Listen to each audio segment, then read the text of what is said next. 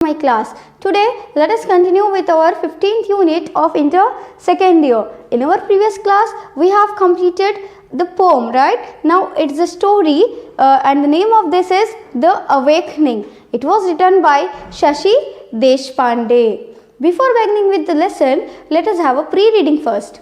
Have you made plans about what you would like to do after intermediate? So it's a question that is implied for you only. Okay, so I hope you all might be planning to continue your studies, right? Suppose if your parents ask you to discontinue your studies and take up some job or get married and etc., how you will feel? You will be upset, right? You will be sad, of course. So in this lesson also, it's a story of a small girl whose name was Alka. The same situation in which her parents asked her to stop her studies. Okay, so let us see how panicked, the overwhelming the story will be. So before beginning with the story, let us have a look on the author's introduction. As I have told you, this story is written by Shashi Deshpande. She was born in the year 1938. He is one of the most well-known Indian writers in English. She won critical acclaim with her first novel. So it is she is one of the famous Indian writers in English. Okay, so she won acclaim. That means that she got public interest with her first novel itself, whose name was The Dark Holds No Terror. That was written in the year 1980. She was awarded the Sahitya Academy Award for her novel The Long Silence. Now let us proceed towards her another novel, whose name was The Long Silence, which she wrote in the year 1990, and she received Sahitya Academy Award for this. She has also written numerous short stories. Some of her other works are If I Die Today, Small Remedies, The Binding Wine, and Moving On. So it was some of her famous works. Let us name few of them. That is If I Die Today, then Small Remedies, The Binding Wine, and etc. She received the Padma Shri in 2009. In many of her novels, Deshpande explores marital relationships and the status of the middle class woman in Indian society. So she also received Padma Shri award in the year 2009. So the main concept of her writings will be usually the marital status of women and the problems faced by the middle class woman in the Indian society. So now this was all about our author. Now let us proceed towards our lesson in detail. So then Alka's father asked what happened. To this she replied, "Nothing," I shouted back. "And why must we have so much noise? It's like a zoo, but even the animals leave one in a cage." So what did she reply? She was she was feeling very irritating actually. That is what the reason she replied, "Nothing. I don't want to say anything. I just want to say that why so much of noise is there in our house? It's looking like a zoo." And she also added that even in the zoo, the animals will live one in one cage. "Go and live there yourself," Shirish retorted gleefully. So on hearing that Alka is considering her house as a zoo, Shirish replied, "Go and live there yourself. You to go and stay in the zoo itself. To call your family animals, mind your tongue, Alka." Okay, so who said this? Mother. She said that to call your family as animals, to call your house as a zoo, just mind yourself. Don't misbehave like this. That was mother. God made mothers because he could not be everywhere himself. What nonsense. There are mothers and mothers and mothers. Mine is a woman with a heavy, sullen face, but she looks at Shirish, and a tongue like a serrated knife. But when she talks to Shirish, what she is saying, the lady who asked Alka not to misbehave was none other than her mother, right? And what Alka is adding here, God made the mothers because he couldn't be everywhere himself. But she is considering that statement as a nonsense because her mother was completely different, right? She was a heavy woman with a sullen face, means very sweet face, but only when she looks at Shirish, okay, her son, and she was having a very sweet tongue. She was having a very serrated knife-like tongue, very sharp tongue, but when she used to talk to Shirish, again her voice will become sweetest. I don't know how you put up with her impudence. She cast a venomous look at poor Baba, the man whose one aim in life is to avoid conflicts. So, she was in a confusion that how her father is handling her mother. Oh, Baba is a saint, I said lightly. He can put up with so many things, like you, for example. Why not with my impudence? A saint? Does being an unthinking, unfeeling, working zombie make you a saint? No, he is not a saint, but a fool, a blind fool. And isn't optimism, but idiocy. If only he had not been so smugly content with what he has, maybe we would have got out of here. I can't forgive him for being what he is. I will never forgive him. So she was saying that my father is not a saint actually. Okay? And Alka was having no respect for her father, right? And she was saying that, are you considering my father as a saint, mother? Because I don't think he's a saint. Because being unthinking, unfeeling, a walking zombie who don't have any sense how to behave, who is a blind fool actually, you cannot consider him as a saint. I will never forgive him because we are in this situation because of him only. She should be thankful for what we have done for her. After all, Rekha left school after the 9th standard. She is finishing her SSC. To this, her mother replied, she should be very thankful for what we have already done for her and what we are doing for her. She should get inspired by Rekha, who was her elder sister, who have already left the school after 9th standard only. And he is referring to Alka. Okay, so and she's saying, Alka's mother is saying that she is still studying. She is finishing her SSC. She should get inspired by her elder sister who have stopped going to school after 9th standard only. Doesn't my mother know my name? To this also Alka get irritated because her mother was only addressing her by saying she. She was not calling her name. You know, Rekha was different, Manda. She was never very interested in studies. But our Alka is a brainy girl. He looked apologetically at me. What's the use of talking now? You know I can't go on. You know I have to give up studies and take the precious typist job your precious Patkar has offered. You know you have ruined my life. So what happened? Her mother was praising Alka in front of someone, right? Her mother's name was Manda. So what happened? Alka's father started saying that, look Manda, Rekha is different, right? She was never ever interested in studies. But coming to Alka, she is a very brainy girl, right? So actually her father was praising her in front of her mother. But to this what Alka replied, what's the use of talking now? You know I can't go on, right? I have to stop my studies and take the precious typist job your precious Patkar has offered, right? You know you have ruined my life. She was considering that her father have ruined her life.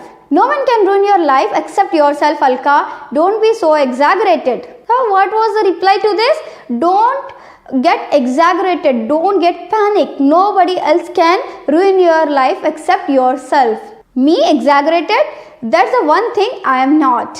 Where have I read the words? I am 25 unfulfilled dreams old. I am 17 and feel a million unfulfilled dreams old.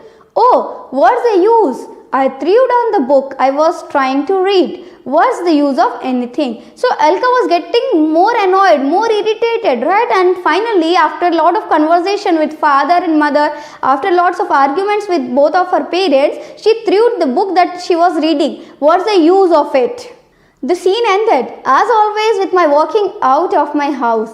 House? One room. I stood in the gallery, my elbows on the faded, decaying wooden railings, my face propped on my palm. On either side of me, people stood in identical poses, watching. What? The same meaningless jumble of people miling around. With a gesture of impatience, I moved away. A boy walking past saw me, stopped. He smiled at me. I smiled back. You can't antagonize anyone in a place like this, especially boys. So what happened? The scene ended there itself after a lot of arguments and etc. And how it ended? As usual, Alka left her house, and again she is stopping her statement by saying that it's not a house, it's a single room. She went and standed in the balcony, we can say, the gallery, by keeping her elbows on the faded, decaying wooden railings. It was a very old and very small house, we can say, right? So all the people around her were staring at her, right? That was a usual thing, meaningless thing to think about it, right? So what happened? A boy who was passing from there stopped and gave a smile at her. She too smiled back, because she cannot neglect such persons at that situations. So now the conversation between Alka and that boy started. When are your results? Who might have asked the question? That boy. She said, next week. Going to get first class, huh? I remembered how it had been when I had first come here from Nana's. I had thought, how will I live here? 6 of us in one room. The common toilets, the smell, as if the whole building was one vast sewer, and everyone looking as complacent and satisfied as if life could offer nothing better. If only I had not known anything better. If only Nana had not taken us away. So she was again scolding her fortune, we can say, right? She was saying that how the people, 6 members, right? 4 of the siblings and her parents, Manda and her husband, we can say, how they are capable of living very satisfying manner. Living in a very satisfying manner in this small room. How 6 members are able to adjust here by neglecting the smell, the bad smell that is coming from the toilets, right? Sharing the same bathrooms, sharing the same living place. How they are able to live very happily here. And I only think if Nana, right? Nana here refers to her grandfather, had not taken us away. I had been 3 and Rekha 6 when we had gone to live with Nana in Pune. When they used to live with her Nana, she was only 3 years old and Rekha was 6 years old. Nana had a chemist shop and lived. Oh, it was heaven compared to this chawl. We had gone to a good school where we wore beautiful uniforms of white with colored sashes and black shoes. Now it all seems a dream. So she was recollecting her memories when she used to go to a school from her Nana's house in a very beautiful dressed manner, right? How could you marry Baba and got into this mess? So she was scolding her mother. How come you have got an idea to get married to Baba and come and live in this chawl? I had asked mother in one of our rare moments of cordiality. So she usually used to ask that question. I mean, look at the way Nana lives and look at this. Mother's face had closed up even more than usual and she had said nothing. But my question had been purely rhetorical. I had learned the answer long back. Unlikely, improbable and fantastic though it was seemed. Baba, that dull man, and mother, that bitter angry woman, had fallen in love and got married in spite of Nana's disapproval. So she always used to question her mother, how come you got an idea of marrying such a improper man, I can say, right? Who was very dull actually, and she only her mother never used to give any answer for that. But Alka, long back only she got the answer that they might have got in love with one another. They might have fallen in love with one another, and in spite of Nana's disapproval also they might have got married.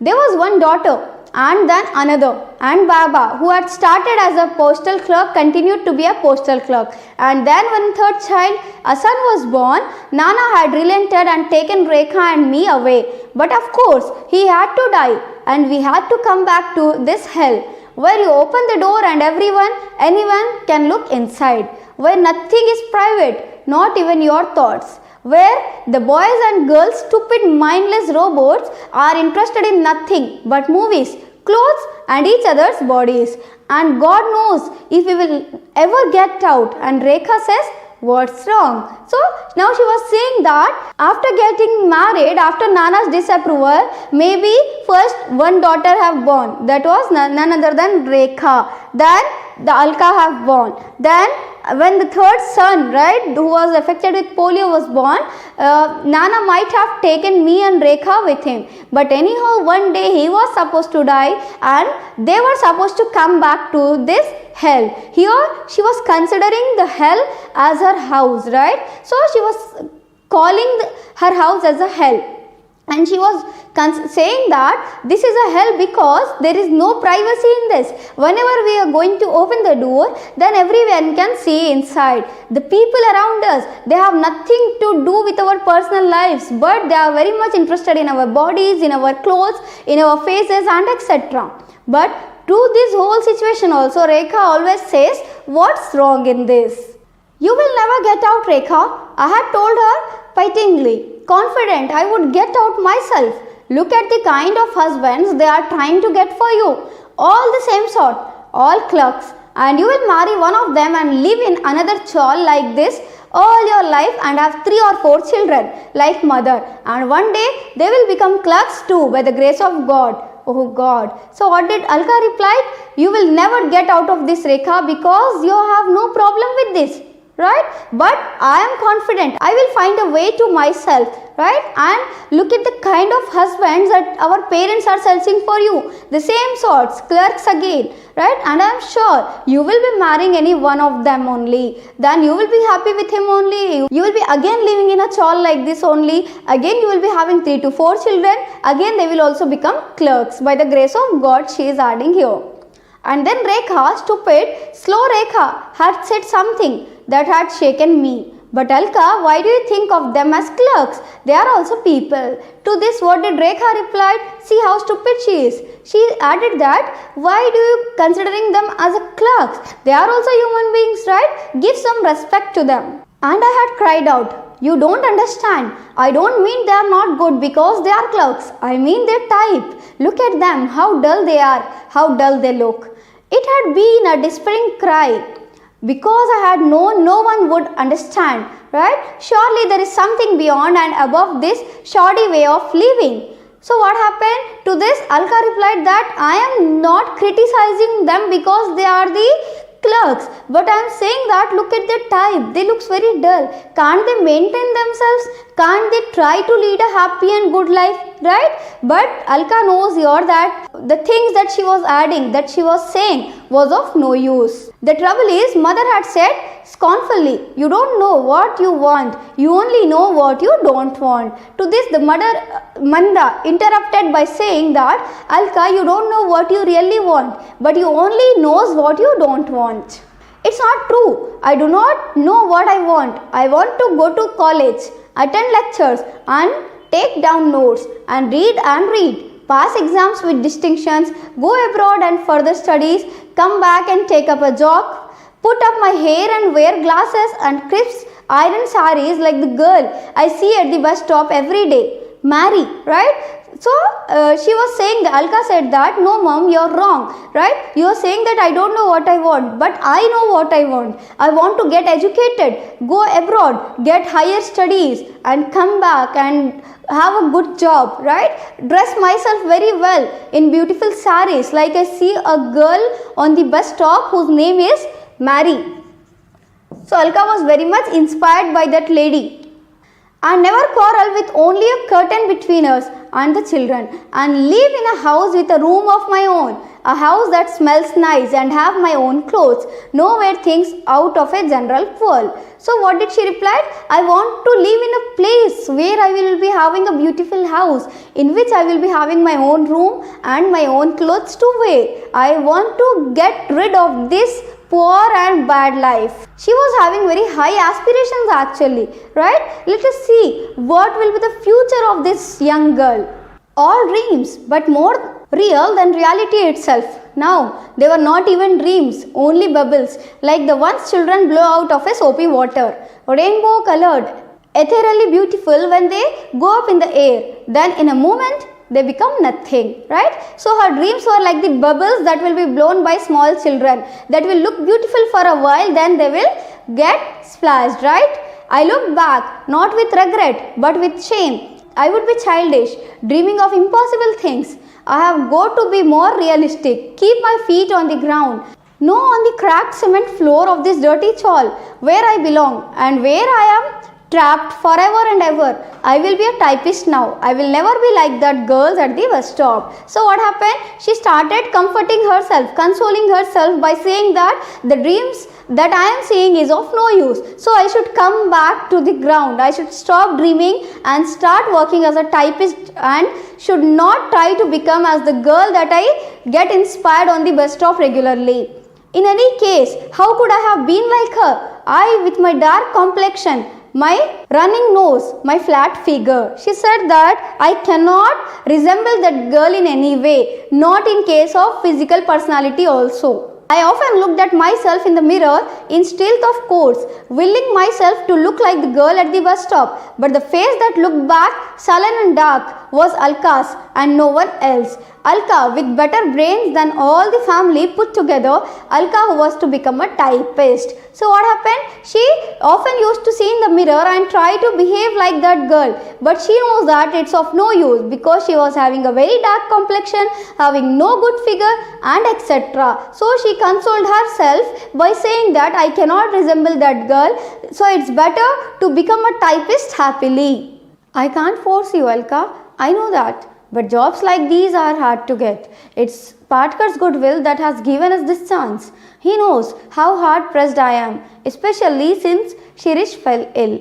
I wish I could send you to college. But, so what happened? When Alka was scolding, right? Her father, he started saying that I can't force you, Alka. But you know our situation, right? And we should be thankful to Patkar that he has supported us in searching such a good job, right? Because he knows our hardships, he knows our condition after Sirish fell ill. That is what the reason he has searched for a good job for you, right? I wish I could send you to the college, but so he stopped his statement. I could feel the pit yawning in front of me. Just a week more for my results and then. So Alka was not at all concentrating what her father was saying actually. She was just thinking that just 1 week to go. Then her results will be out. Again, she has to start working and all. She was upset. And then the world had shattered with a shocking impact, breaking not into pieces but into dust, into nothingness. The door opened. 2 men, Baba's colleagues, entered awkwardly with shocked faces and then pandemonium and hysteria. So what happened? Suddenly, after 2 weeks or before the results, we can say the world has shattered. Everything was changed here. Why? What happened? Something happened that was very shocking and breaking. Right? It was equal to dust. One day what happened? The door opened and 2 men who was Baba's colleagues, Alka's father's colleagues, entered their house and they were walking very awkwardly with shocked faces, with great confusion, pandemonium in the sense great confusion, okay. So they were very confused and with shocked faces, looking very upset. Let's see what happened. How old was he? Only 45? Too young to die. It was the first heart attack. No, the second. It seems he had one before and never told anyone. Poor man, to go so fast. What about the family? Isn't there anything for them? So little. 3 girls to get married. And the boy. How sad.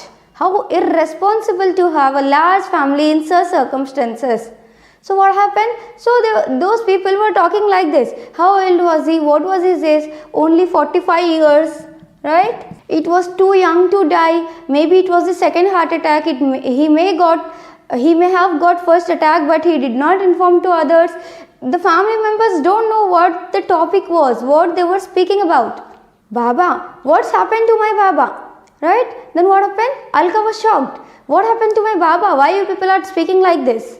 Hush, Shobha, don't cry like that, or you will start mother all over again. Shirish, let me do that for you. Thank God, Alka's taking up a job. Imagine he was thinking of sending her to college. So what happened? It means that their father expired. Suddenly their life completely changed. Now Alka decided to go for a job. Just thanks to God, because there is no other person in the family to become the breadwinner of the family. Right? To feed them actually, to look after them. So at last, unwantedly, right? Alka decided to take up a job. A failure, I thought, a failure. He could not even struggle with death. Just went out meekly. He lived and died. A failure. So now Alka was also saying that it is a failure, a great failure. because he was thinking that her father lived and died in failure only. What's left? Nothing. Only duties, incomplete. Responsibilities, badly shouldered and empty tears. There was no pity in me for him, only contempt.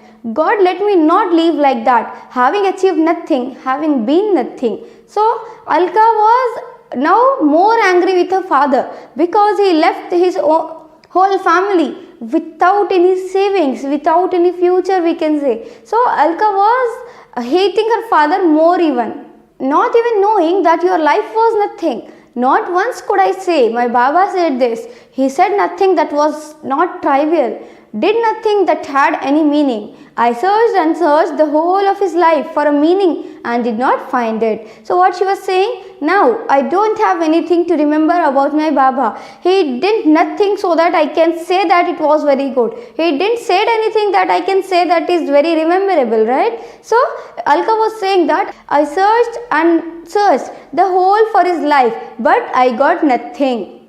When all the noise died down, I realized what I had happened. When all the noise died down, I realized what had happened. My last way of escape had been closed up. I would never get out of the trap now. I had to shoulder his burdens. I would go on doing it till I died.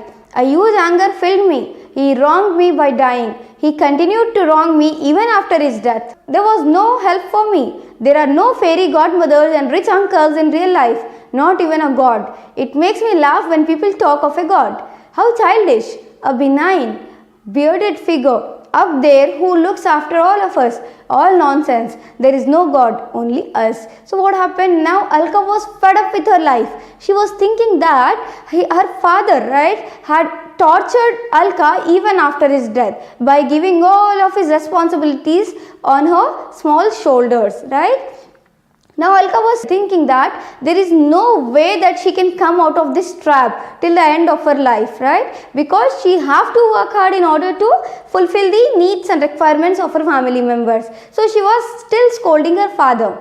And she was saying that there is no fairy godmothers, no rich uncles in real life. All those are fictitious. And on the other hand, she was thinking that there is no God even, right? And she was saying that it is all childish. People believing that there is God sitting upstairs watching at all of us and all. According to Alka, this all things became childish now. Now I had to hide the briefcase from mother. Even now, that stolid, sullen woman would break down into the most charming, heartbreaking hysteria. I had never seen her smile at him, never heard her speak a soft word to him, and yet I could hear her moaning into her pillow every night. I could not understand. So here, what she is saying now, I had to hide the briefcase of my father from my mother because I never saw both of them talking happily or smiling at one another. But now I can see that my mother is still mourning for him, for her husband, right? I don't know what is the reason, I could not understand, but she is still upset. So that is what the reason I need to hide his briefcase. Stealthily, I took the briefcase into the corner and opened it. His lunchbox, all cleaned up. The newspaper, neatly folded. His glasses. So what are the things that he carried in his briefcase was? Lunchbox that was all cleared, right? That he have already eaten, we can say. The newspapers, those were neatly folded. And his glasses. The aspirins he carried around for his frequent headaches. Aspirins, I hope you all know that aspirin is a tablet that will be usually used for headaches. So he used to carry that, and she found that also in the briefcase. A book to read on the train. A word unit. Also pitiful and small that for the first time a wave of pity broke over me. But the indifferent pity of a stranger for another stranger. So all those things, by seeing that, Alka also got pity. But that pittiness was just as a stranger will have for the another stranger. It was not the love for her father actually. And then I saw two letters. He must have written them that morning. One to his elder brother, idly curious. I opened it. My own name leaped out. So what happened? She found two letters inside that. So she was thinking that he must have written on the day when he died. Right? When she opened that, that letter was for his elder brother, whose name was idly curious. And on opening the letter, she found her name written on that. Alka will be starting her job next month. I still feel guilty about that, but what can I do? And then I have this confidence in her that she will make something of herself in spite of us all. She has some guts, some spunk in her. If only one of my children achieves something in life, my own will have been worthwhile.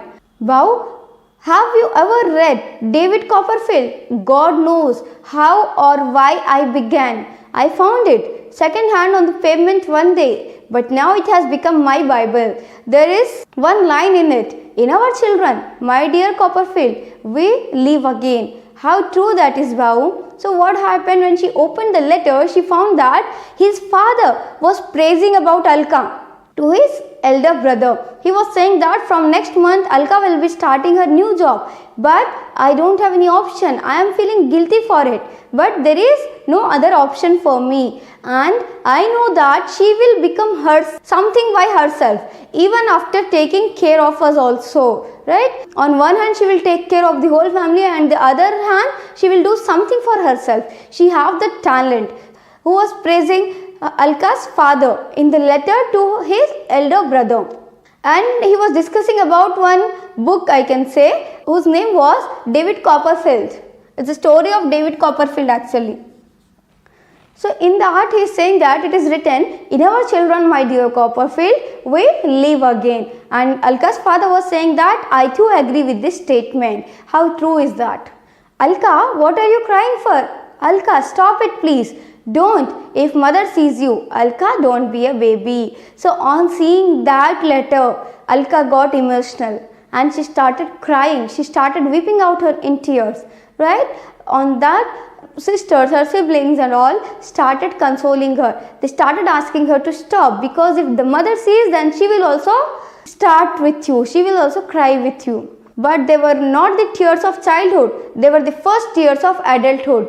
Bitter, salty and painful. So, according to Alka, those were not the tears of childhood. She was not crying because she was feeling like a small baby. But she was crying because she got matured now. She came to know the importance of her father. She came to know how much struggling her father was doing, right? How much her father used to love her. She came to find it now. Those were the tears of adulthood. Those were the tears of adulthood, painful and salty, and those were also bitter on the other hand. So this was the very overwhelming and an emotional story, right? I hope it touched your hearts, right? And the moral of the story is, you have to love and respect your parents. Doesn't matter how your life is, but you don't know what hardships your father and mother are facing, right? How much troubles they are facing in order to give you a happy life, right? Don't underestimate them. Don't think that they are doing nothing for you. Just always respect them and love them before it's too late. I hope you all loved the lesson. Let us continue in our next class. Thank you.